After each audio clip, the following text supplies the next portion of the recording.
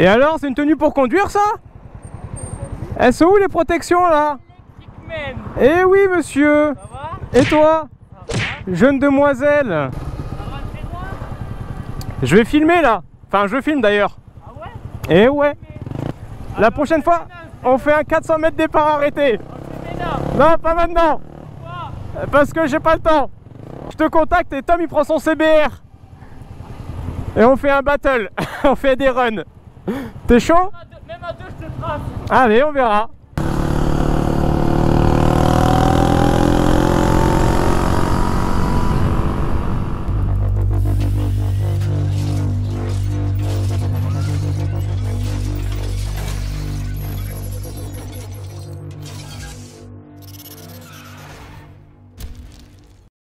Salut les 7 dessus, c'est Suzugo, j'espère que vous allez bien.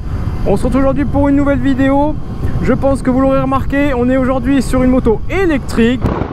Donc voilà, on est sur l'essai de la Vosges ER10. Petite moto électrique qui équivaut à du 125 thermique. Moto que je connais très bien, j'ai pas mal roulé avec. Moto qui présente des qualités et des défauts bien évidemment. Voilà, donc on va en parler tout au long de cette vidéo. Donc on est sur un Roadster. Roadster exclusivement monoplace, il n'y a pas de quoi accueillir un passager, que ce soit au niveau de la selle ou bien des cale-pieds, car il n'y en a pas, il n'y a pas de cale-pied passager. Roadster à l'usage plutôt urbain, de par l'autonomie et la puissance entre autres. Voilà, on va plus utiliser cette petite moto pour un usage quotidien, trajet, maison, boulot, plutôt que de la balade le week-end avec des longs trajets. On est sur, entre guillemets, des petites autonomies.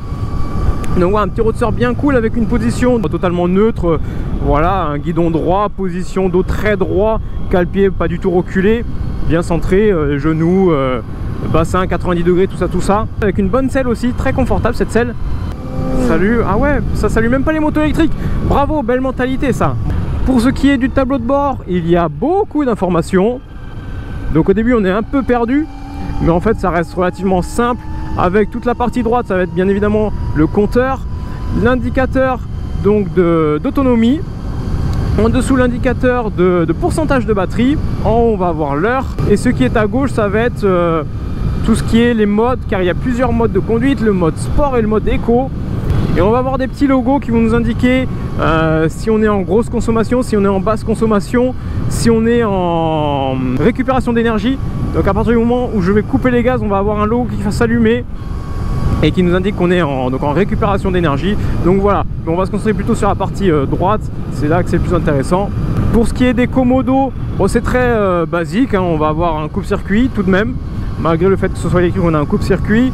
On a le bouton du mode sport et du mode éco. Bien évidemment, nous n'avons pas de réservoir d'essence sur ce véhicule. Donc il y a un petit coffre à la place du réservoir d'essence. Donc on peut ouvrir avec ce petit bouton là. Un interrupteur de warning. Et puis à gauche, le plein phare, le klaxon, les clignotants, l'appel de phare. Ah ouais, vraiment du classique. On va profiter, hop, qu'on soit à l'arrêt pour couper le moteur. On va faire une procédure de mise en route. Donc la clé c'est un transpondeur. Une fois qu'on a le transpondeur à portée de la moto, on reste appuyé sur l'interrupteur quelques secondes. Le tableau de bord s'allume, s'initialise. Le coupe-circuit, on vérifie bien qu'il soit sur on. Et ici, je ne sais pas si vous le verrez, on a un voyant ready et il est en orange. Donc il va falloir faire en sorte qu'il soit en vert. Donc pour ce faire, on va freiner de l'avant et de l'arrière, ou plutôt de l'arrière et de l'avant. Et c'est passé en vert. Donc c'est prêt à rouler. Hop. Et bien évidemment, il faut enlever la béquille latérale. Donc voilà, pour la petite procédure de mise en route, ça prend quelques secondes. C'est très rapide et c'est assez déstabilisant parce qu'une fois que le véhicule est en route, eh bien il n'y a aucun bruit, il n'y a aucun son. Il a juste à accélérer. Et ça, il faut avouer que c'est très déstabilisant au début. Enfin, tout est déstabilisant sur cette moto. On n'est vraiment pas encore habitué. On va parler maintenant du moteur, qui est assez rigolo. Donc comme je vous disais, ça correspond à peu près à du 125 cm3 en moteur thermique. Au niveau de puissance, c'est assez compliqué d'en parler, de comparer. En termes de feeling, de ressenti de la puissance, ça n'a rien à voir avec du thermique. Là, on a vraiment une accélération qui est ultra franche, ultra rapide, instantanée. C'est vraiment ce qui fait l'avantage électrique, c'est cette instantanéité au niveau de la puissance, au niveau de l'accélération. Et là, on l'a quoi, c'est indéniable. C'est assez rigolo de se sentir tracté aussi rapidement alors qu'au finalement on a un tout petit moteur. En termes de vitesse de pointe, eh bien en fait, donc comme je vous le disais, il y a deux modes, donc le mode éco et le mode sport. Quand on va être sur le mode éco, on va brider le véhicule tu tournes pas, tu tâtes, ça marche. Donc comme je disais, quand on est en mode déco, en fait on va venir brider la vitesse max à 55 km/h. Et quand on va se mettre en mode sport, la vitesse maximale est annoncée à 90, et je vous avoue que je ne les ai pas encore pris car il y a un rodage à respecter sur ce véhicule et il n'est pas tout à fait rodé. Donc là on est quasiment en fin de rodage, on va essayer peut-être de se faire une petite vitesse de pointe tout à l'heure. L'autonomie va changer aussi en fonction du mode. Lorsqu'on est en mode éco, on va être sur une autonomie de 120 à 130 km. Tout dépend de comment on roule bien évidemment. Et quand on est en mode sport, on va diviser cette autonomie par 2. Donc on va arriver sur du 60-70 km d'autonomie. Voilà, sachant que l'accélération ainsi que la vitesse de pointe va se dégrader au fur et à mesure que la batterie va se décharger. Donc on va constater cette baisse de puissance et d'accélération de vitesse de pointe à partir des 40% de batterie. Donc quand il va rester 40% de batterie, on va vraiment constater une légère baisse d'accélération et une baisse de vitesse de pointe. Et plus on va descendre à partir des 40%, plus ça va s'accentuer. Et ça devient vraiment critique quand il vous reste le 10% de batterie. Là c'est vraiment, n'espérez pas monter une grosse pente parce que ça va vraiment peiner, ça va brider le véhicule, je crois à 20 km/h. Ah, c'est vraiment terrible, quand il reste 10% c'est la mort. Sur du plat ça ira, on arrivera encore aux 50 km/h. Mais alors dès que ça va monter, ça va être l'horreur, ça monte plus du tout. C'est terrible, terrible, terrible. Petite chose aussi qui est ultra intéressante, c'est le frein moteur. Il n'y a quasiment pas de frein moteur. En fait, le seul frein qu'on va avoir naturel, hormis donc les freins au levier, ça va être au niveau de la transmission. On le ressent quasiment pas, ce frein moteur, enfin ce frein de transmission, si on peut dire ça comme ça. Là vraiment, j'ai l'impression, voilà, de toute façon on le voit au compteur, je ne décélère quasiment pas. Et en fait on va vachement jouer là-dessus sur la récupération d'énergie, c'est à dire qu'on va anticiper beaucoup plus les arrêts au feu rouge par exemple, les arrêts au stop ou autre. Là par exemple le feu rouge, je suis à 50 km/h, je commence déjà à lâcher l'accélérateur, comme ça je rentre en récupération d'énergie et je perds très peu en accélération. Et de toute manière il va falloir que je m'arrête au feu rouge ou au stop, donc dans tous les cas il faut que je décélère. Pareil, j'arrive au cul d'une voiture qui roule pas très vite, hop voilà, j'ai coupé les gaz, je décélère quasiment pas. Ça met vachement de temps à décélérer. Donc voilà, ça c'est plutôt cool. On va parler maintenant un peu de tout ce qui est comportement du véhicule, donc du châssis, de la suspension. Donc on a une suspension qui est ultra confortable, pas trop ferme bien évidemment, mais pas trop souple non plus. Vraiment ultra confort, très stable en courbe la moto.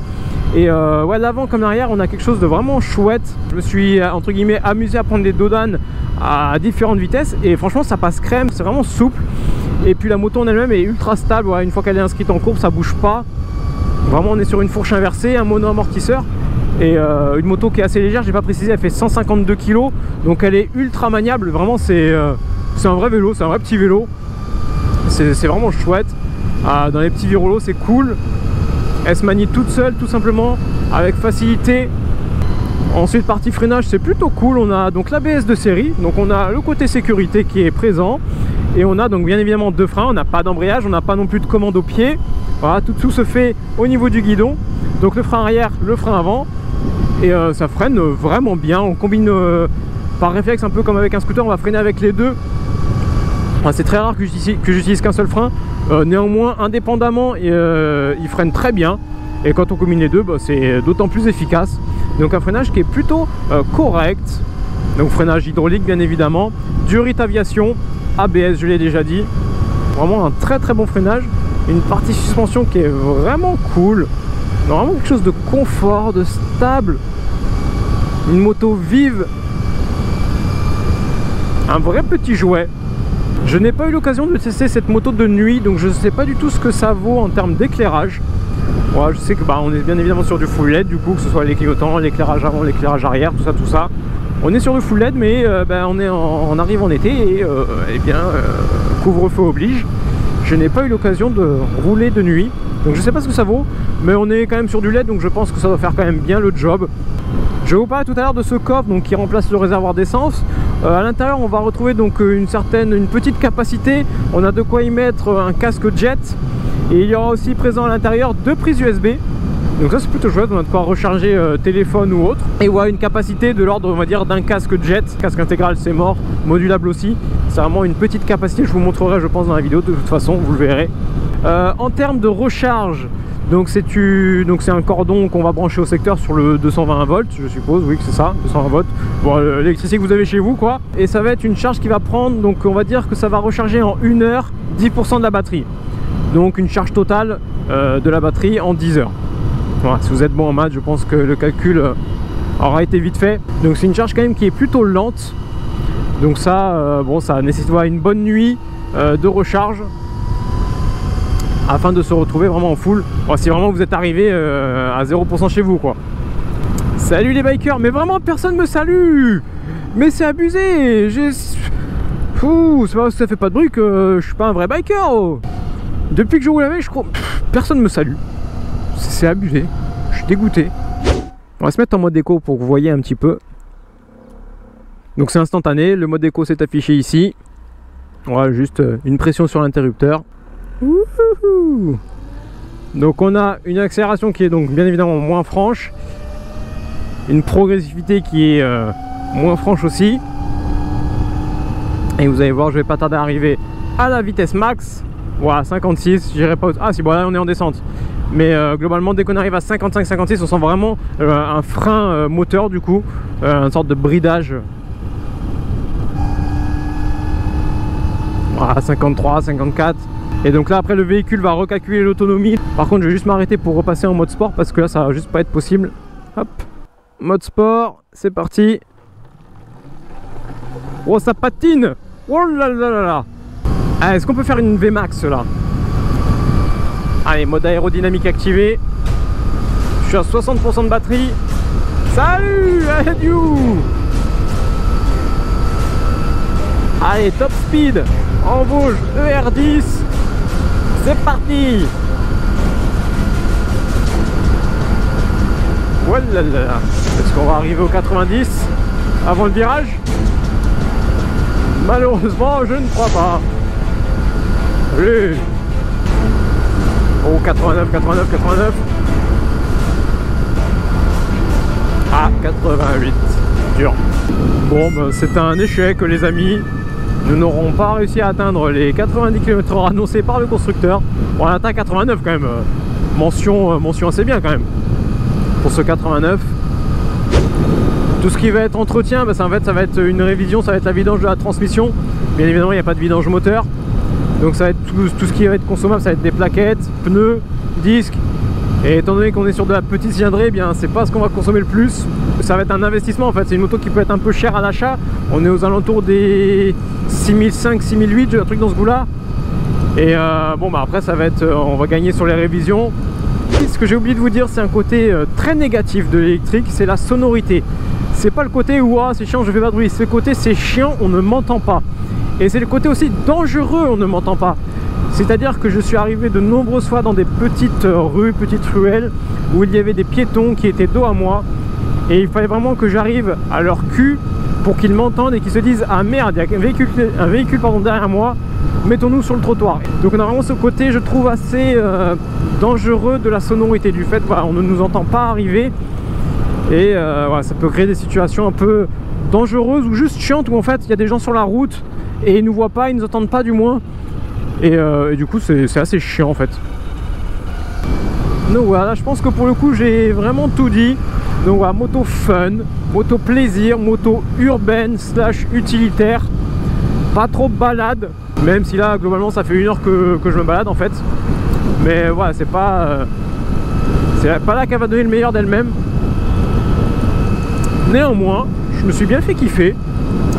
Donc si toi, de ton côté, tu as kiffé autant cette vidéo que moi à rouler avec cette moto, je t'invite à laisser le pouce en l'air. Et bien évidemment, n'hésite pas à t'abonner. Allez, sur ce, tchuss!